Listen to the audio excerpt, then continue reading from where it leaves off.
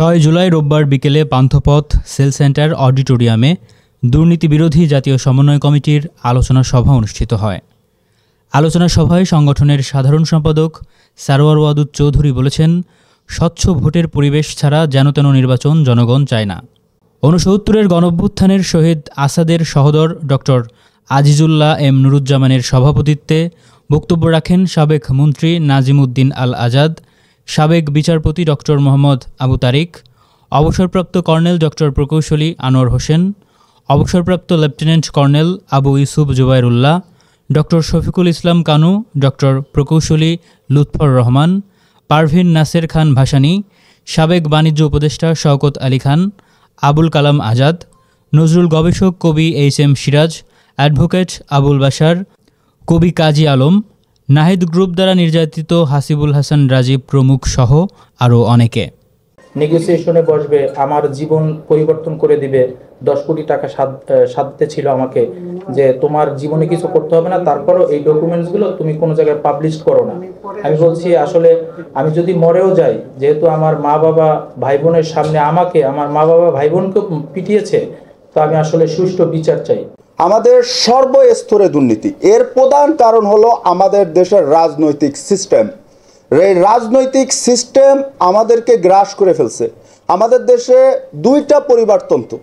আজকে আপনি যাকেই কোনো কিছুতে দুর্নীতিতে ধরতে যান না কেন, সে তার নিজের একটা না একটা পরিচয় দিবেই, যে আমি এই দল করি, না হয় অন্য দল করি। যেমন বেনজির আহমেদ ক্ষমতা থাকাকালীন বলতেন যে সাগরের তল দেশ থেকে অপরাধী সন্ত্রাসদেরকে তুলে নিয়ে আসবে, দেশকে মাদক মুক্ত করবে, কিন্তু অবশেষে প্রমাণিত হলো তিনি নিজেই তার প্রধান গডফাদার। দুর্নীতি বিরোধী অবস্থানে আন্দোলন করে তোলার জন্য সশস্ত্র রয়েছেন সবাইকে আমরা অভিনন্দন জানাচ্ছি। আমরা দীর্ঘ 4 বছর ধরে দুর্নীতি যুদ্ধে কাজ করছি। ভিত্তি থাকতে হবে। আমরা এই সেলটিকে কয়েকটা মিটিং করেছি, অন্যান্য জায়গায় করেছি, তবে এটা সারা বাংলাদেশে ছড়াই দিতে হলে এই মেসেজটা ডিভিশন ডিস্ট্রিক্ট লেভেলে সাধারণ মানুষের কাছে পৌঁছাতে হবে। দুর্নীতি ও দুর্নীতিবাজ বিরোধী অভিযান আমাদের করতে হবে, লাঠি পিটা করতে হবে, কারণ দুর্নীতিবাজদের করতে হবে। কি হচ্ছে, কি পরিমাণে হয়েছে, কি পরিমাণে বেড়েছে, কি পরিমাণে আমাদেরকে সমস্যার ভিতরে ফেলেছে, কি পরিমাণে দেশকে আজকে ধ্বংসের মুখে, এটা ব্যাপারে কি আপনাদের কোনো সন্দেহ আছে?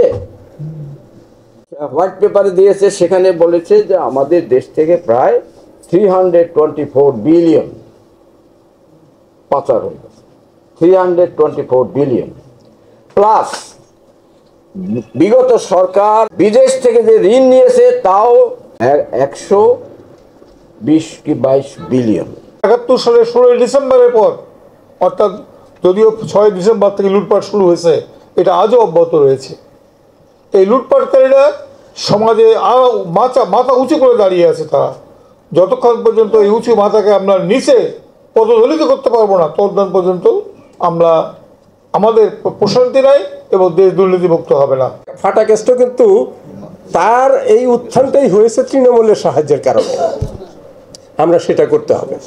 শুধু একটা কথা বলি, রাজনীতি থেকে টাকা ইনকাম করার সুযোগটা বাদ করে দেন, সব লোক জমিতে গিয়ে কাজ করবে।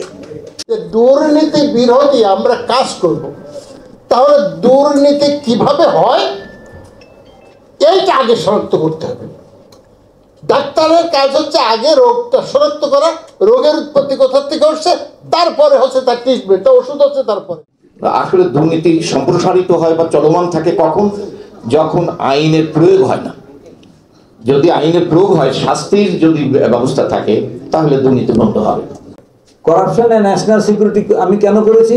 কারণ আমি একজন সিকিউরিটি এক্সপার্ট, আর আমি দেখতেছি করাপশনটা সিকিউরিটির কারণ, দেশটার সিকিউরিটি নিরাপত্তার কারণে হারিয়ে যাচ্ছে। এই দুর্নীতি বিরোধী যে 11টা দফা আমাদের, এই 11টা দফা যাতে বাস্তবায়ন আমরা করতে পারি, এটা আমাদের দেশের মানুষের মুক্তি সনদ। আচ্ছা বলেন, দুর্নীতিটা করে কে? যে ভ্যান চালায়, রিক্সা চালায়, ওরা করে? যারা ক্ষমতায় আছে, বড় বড় পদ দখল করেছে, এসির ভিতরে আছে, বড় বড় চেয়ারে বসে থাকে, এরাই কিন্তু দুর্নীতি করে। এই দেশের আপামর জন্য সাধারণ কামার কুমার তাঁতি মেহনতি মানুষ, এখানে প্যান্ট শার্ট পরা মানুষ কেউ যুদ্ধ করে নেই, যুদ্ধ করেছে সাধারণ মানুষ, রাখাল কামার কুমার তাঁতি মেহনতি মানুষেরা।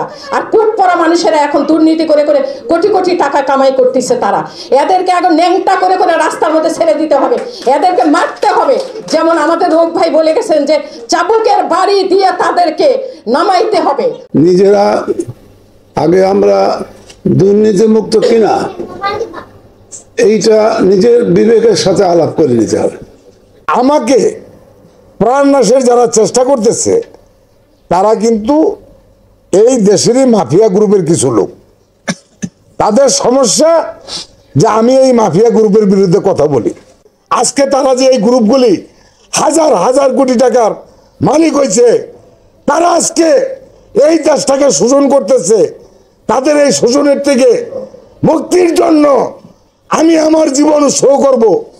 2024 সালে বাংলাদেশের ছাত্র জনতা যেভাবে জীবন দিয়ে একটা ফ্যাসিস্টকে বিদায় করেছে, আরেকটা ফ্যাসিস্টকে ক্ষমতা আনার জন্য আপনারা যদি ঘরে বসে বলেন যে আমার বাবা অপরাধ করছে, আমি কি করব?